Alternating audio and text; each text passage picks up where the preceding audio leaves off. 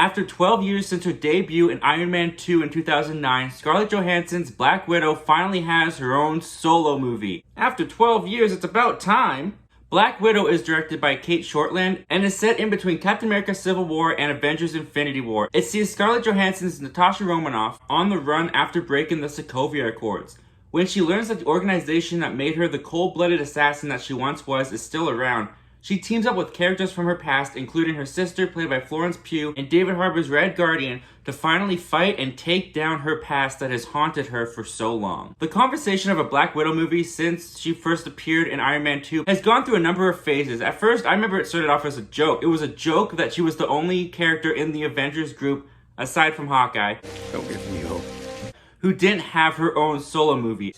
Guys, come on, you all have your own. And eventually that joke within the fan base became an actual legitimate request for her to get her own solo movie. And it's been a legitimate request that people have been asking Marvel for many years now. Which is what kind of makes this time to be the release for a Black Widow movie kind of baffling, because even before the pandemic pushed this movie back to 2021, even when it was coming out back in 2020, Black Widow still died in the end of Avengers Endgame. So having her own solo movie take place after her death, after we know how her character finally goes out, is a little weird, I'll be honest. But what works for this movie is that they set it in between the Civil War and Infinity War era. Not only does this movie feel like it's plucked right out of Phase 3 of the Marvel Cinematic Universe, like you could watch this along with the post-Civil War movies Spider-Man Homecoming and Black Panther, and it would feel like it would fit right in with that group of films. But this setting also fixes a lot of problems that a lot of the solo MCU movies have, is why don't they just call the Avengers to help? But because this movie takes place after the Avengers dissembled in Civil War,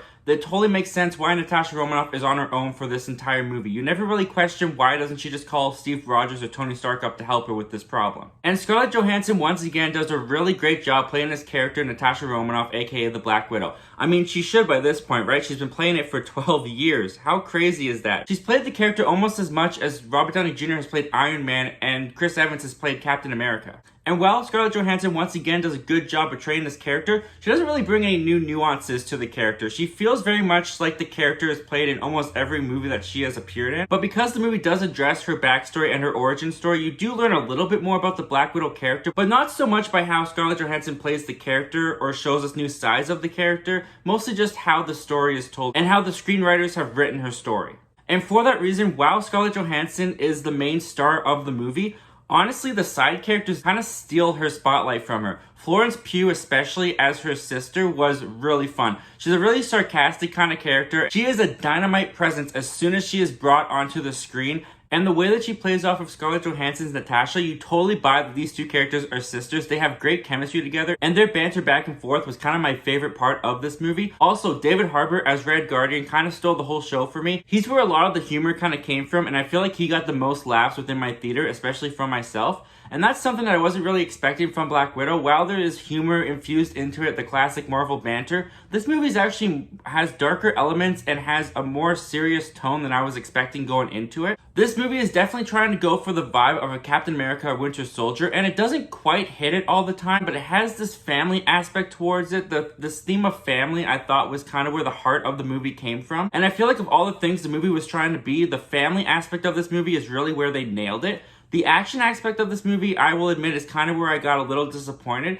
It tries to have this more grounded feel of action, kind of like Captain America Winter Soldier, but the way that they shoot action I found to be pretty disappointing. It's pretty shaky, it's a lot of cuts, and you can't always tell what characters throw in which character. And there also wasn't too many action sequences that really stood out. Like, they didn't really have one that felt really memorable to me. The action is also a little bit more over the top than other Marvel movies have been, and usually that wouldn't be too much of a complaint, but it did bring the biggest flaw for me of this movie, which is Natasha's invincibility level. Now, when you look at characters like Iron Man, Captain America, and Thor, they take hits, they take a lot of punches, and they survive circumstances that the normal human really couldn't survive.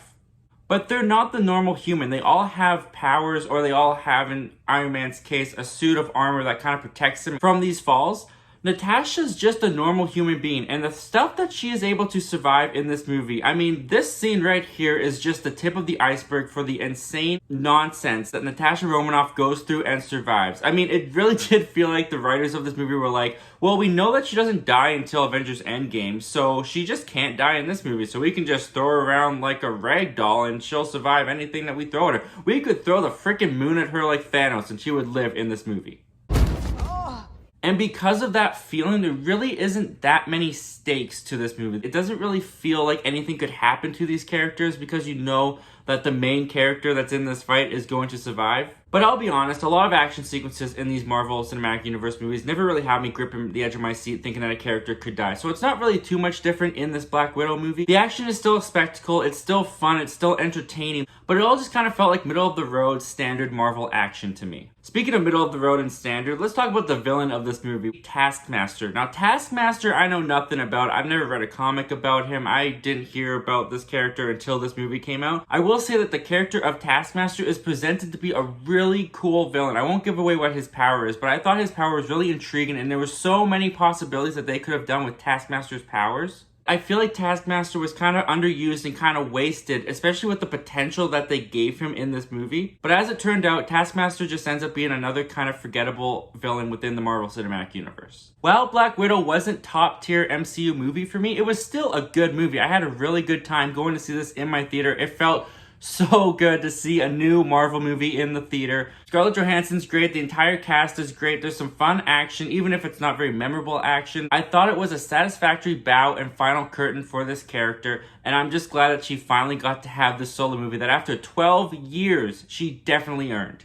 Not a groundbreaking movie in the MCU, but an enjoyable one nonetheless. What did you guys think of Black Widow? Did you have a chance to see it yet? Comment down below, let me know. I want to know all your thoughts and opinions about this movie. And as always, guys, thank you so much for clicking on this video and checking out my channel. If you like talking movies, TV, and all things entertainment, why don't you go on and click that subscribe button, click that notification bell, all that YouTube stuff. And I hope to talk to you guys again real soon.